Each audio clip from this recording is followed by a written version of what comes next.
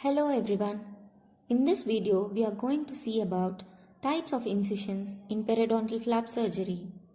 Incisions are broadly classified into horizontal incision and vertical incision. Horizontal incision.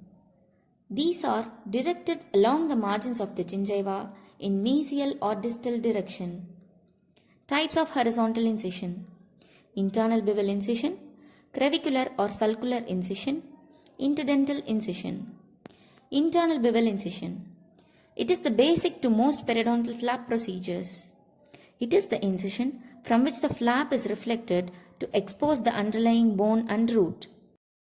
Internal bevel incision starts at a distance from the gingival margin and is aimed at the bone crest.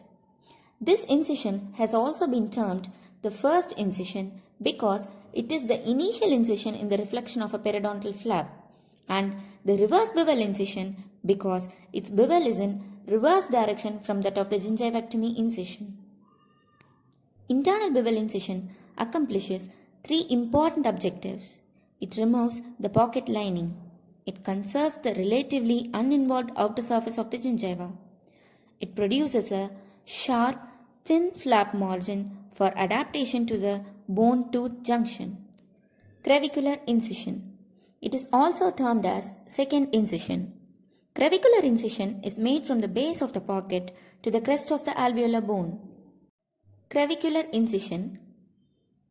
This incision, together with the initial reverse bevel incision, forms a V-shaped wedge ending at or near the crest of the bone. This wedge of tissue contains most of the inflamed and granulomatous areas. Interdental incision.